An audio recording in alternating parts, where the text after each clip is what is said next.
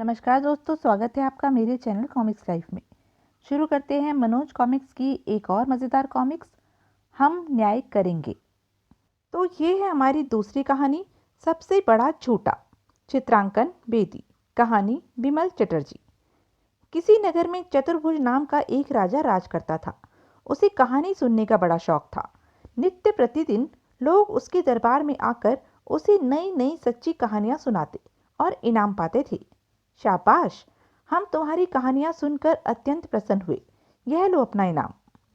परंतु समय बीतने के साथ साथ सच्ची कहानियां सुनाने वाले लोगों की संख्या घटती चली गई, क्योंकि घिसी पिटी कहानियां सुनाने वालों को राजा कोड़ों से पिटवाता था। आह, रहम! उफ, निकल चलूं यहाँ से। यदि मेरी कहानी भी महाराज को पसंद नहीं आई तो मेरा भी यही हर्ष होगा। और एक दिन ऐसा भी आया कि राजा को कहानी सुनाने एक भी व्यक्ति दरबार में नहीं आया। ओह, आज कोई कहानी सुनाने नहीं आया, लेकिन मैं बिना कहानी सुने जीवित नहीं रह सकता। अगले पल, महामंत्री, क्या हमारे देश में कहानियों का अकाल पड़ गया है, जो आज हमें कोई भी कहानी सुनाने नहीं आया? लगता है ऐसी ही बात है महाराज। हमारे देश के कहानीकारों के पास अब शायद अच्छी व सच्ची कहानियां शेष नहीं रह गई हैं। सच्ची नहीं तो हम झूठी कहानियों पर ही संतोष कर लेंगे महामंत्री जी।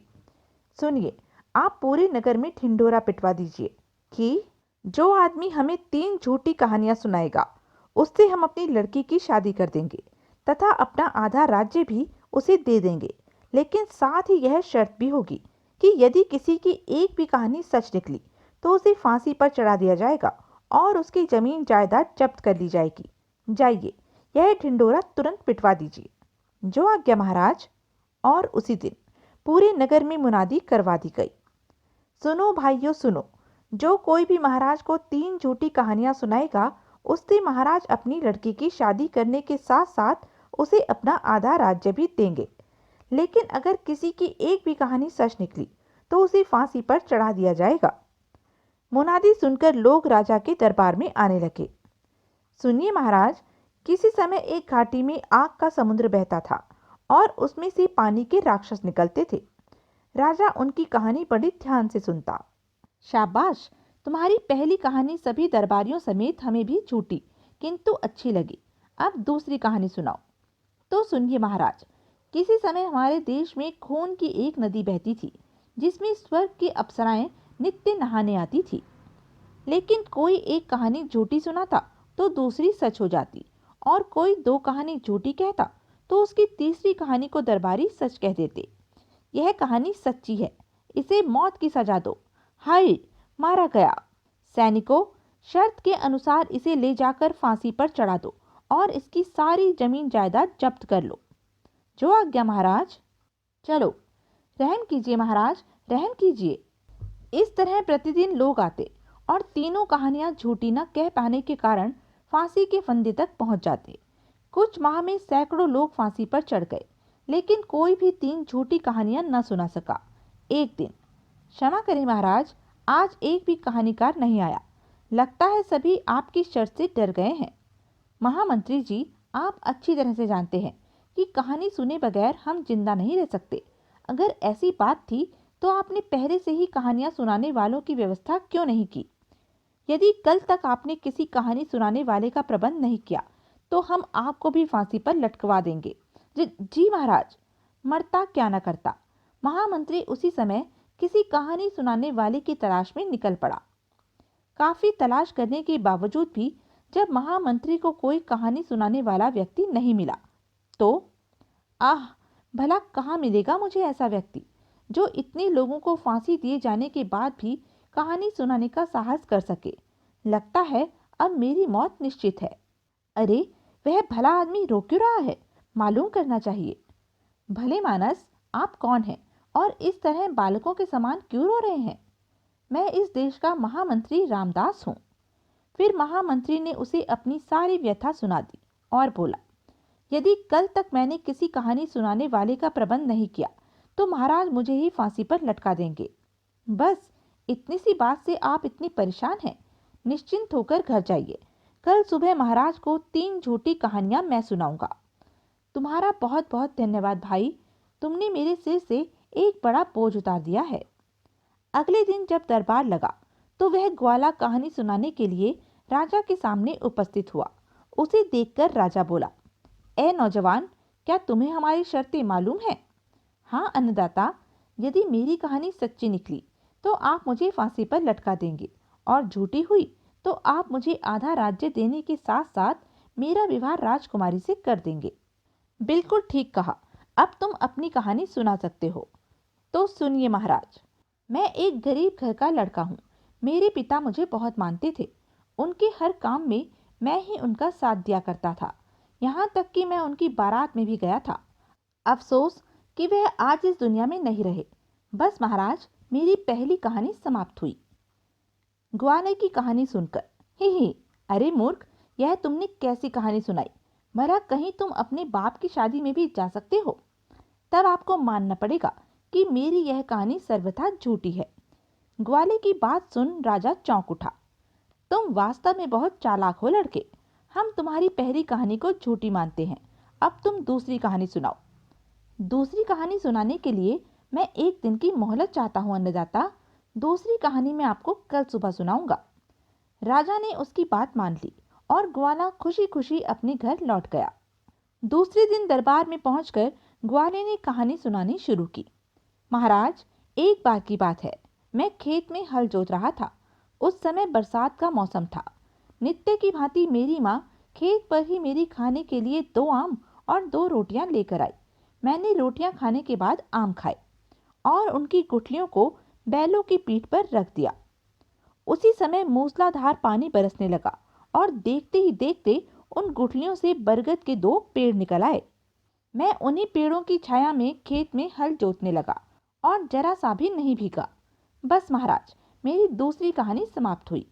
अरे मूर्खानंद, भला कहीं एक दिन में भी वृक्ष बड़े होते हैं, और वह भी बैल की पीठ पर? फिर भला आम की गुठलियों से भी कहीं बरगद के पेड़ निकल सकते हैं? यह तो कोरी झूठी कहानी है।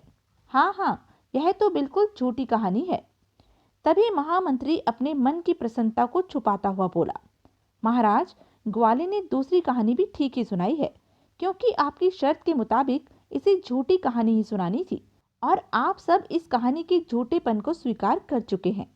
ओह, ठीक है चालाक लड़के, तुम्हारी दूसरी कहानी भी हमने झूठी मान ली। अब तुम तीसरी कहानी सुनाओ। क्षमा करें महाराज, तीसरी कहानी सुनाने के लिए कल सुबह तक का समय चाहिए, क्योंकि मैं बहुत थक गया हूँ। राजा ने ग्वाले को घर जाने की अनुमति दे दी।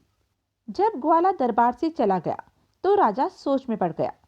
यदि इस कमबख्त की तीसरी कहानी भी झूठी साबित हो गई तो मुझे न केवल अपनी बेटी की शादी इससे करनी पड़ेगी, बल्कि अपना आधा राज्य भी इसे देना पड़ेगा। उफ, इसकी तीसरी कहानी तो अब हर अवस्था में सत्य बतानी पड़ेगी, वरना। काफी सोच विचार करने के बाद राजा दरबारियों से बोला, सुनो सज्जनों, ग्वाला कल जो भी तीसरी कहानी सुनाए उसे तुम सब सत्य है कह देना। आप निश्चिंत रहे महाराज, ऐसा ही होगा। ओह, तो महाराज अब उस गरीब ग्वाले के विरुद्ध षड्यंत्र रचने पर उतारू हो गए हैं। हे प्रभु, उस निर्दोष की रक्षा करना। तीसरे दिन राजा की आज्ञा पाकर ग्वाले ने तीसरी कहानी सुनानी आरंभ की। महाराज, शायद आप नहीं जानते कि आपके पिताजी और मेरे दादाजी में बड़ी घनिष्ठ मित्रता थी। हाँ हाँ, बड़ी घनिष्ठता थी, यह बात हम भी जानते हैं। ग्वाले को दरबारियों की मनोभावना भांपते देर नहीं लगी, अतः वह तुरंत राजा से हाथ जोड़कर बोला, महाराज, मैं चाहता हूँ कि मेरी कहानी पूरी सुने बगैर मुझे बीच में न टोका जाए। ठीक है, सब लोग खामोश रहें और इसे पूरी कहानी सुनाने दें। सबके खामोश होने पर ग्वाले ने फिर कहना आरंभ किया, महाराज, एक बार आपके पिताजी ने युद्ध में अपना सारा धन फूंक दिया और उनको राजपाट चलाना मुश्किल हो गया। तब आपके पिताजी मेरे दादाजी के पास मदद मांगने गए। मित्र जयचंद्र, आज मैं तुमसे कर्ज मांगने आया हूँ।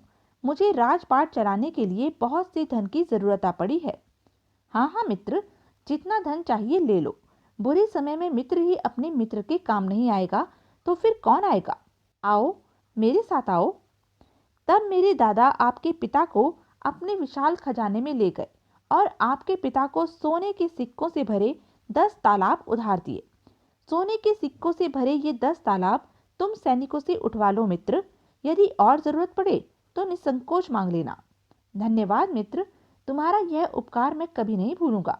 और हाँ, तुम चिंता न करना, मैं ब्याज समेत शीघ्र ही तुम्हारा यह धन लौटा दूंगा।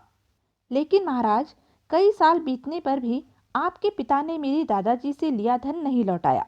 फिर एक दिन आपके पिता सख्त बीमार पड़ गए।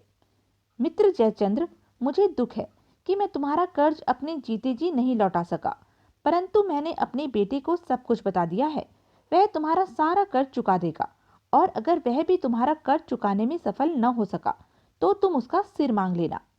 उसके बाद आपके पिता ने दम तोड़ दिया। उनके मरने के कुछ दिनों पश्चात मेरे दादा भी सख्त बीमार पड़ गए।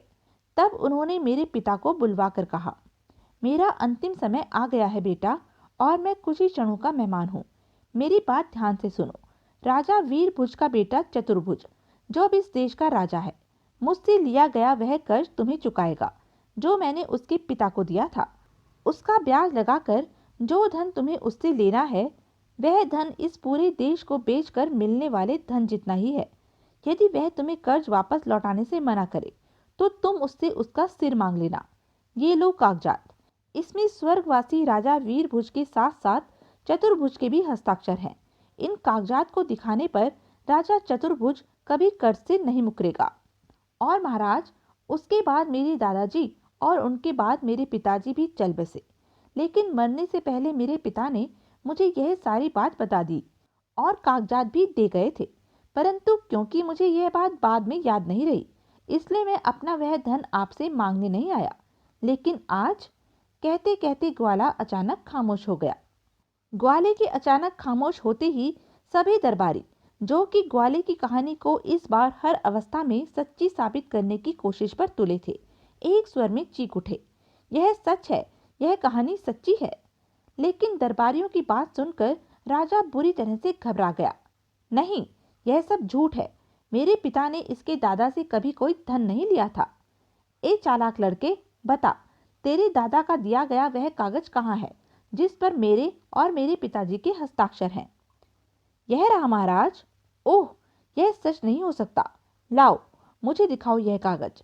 कागज का निरीक्षण करते ही राजा क्रोध से चीख उठा, इस पर हुए हस्ताक्षर मेरे और मेरे पिताजी के नहीं हैं। तुम जरूर झूठी कहानी सुनाकर हमें ठगना चाहते हो। ठीक है महाराज, तब आप ही फैसला कर लें। यदि मेरी कहानी झूठी है तो आप अपने वचनानुसार मुझे आधा राजपाट देकर अपनी बेटी का विवाह मुझसे कर दीजिए, और यदि कहानी सच्ची है तो मुझे इसी समय अपना पूरा राजपाट देकर मेरा कर्ज चुकाइए अथवा अपना सिर कटवाइए। उसके बाद आप मुझे जो सजा देना चाहें दे दीजिएगा। ओह, राजा सोच में पड़ गया। इस चालाक ग्वाले ने तो मुझे मेरे ही जाल में फांस दिया। यदि इसकी कहानी को सच बताता हूँ तो सारा राजपाट देना पड़ेगा या अपना सिर कटाना पड़ेगा, और झूठ कहता हूँ तो आधा राज्य देने के साथ साथ बेटी का विवाह भी इससे करना पड़ेगा। उफ, क्या करूं? और काफी सोचने विचारने के पश्चात, हम तुम्हारी इस कहानी को भी बिल्कुल झूठी मानते हैं ए नौजवान।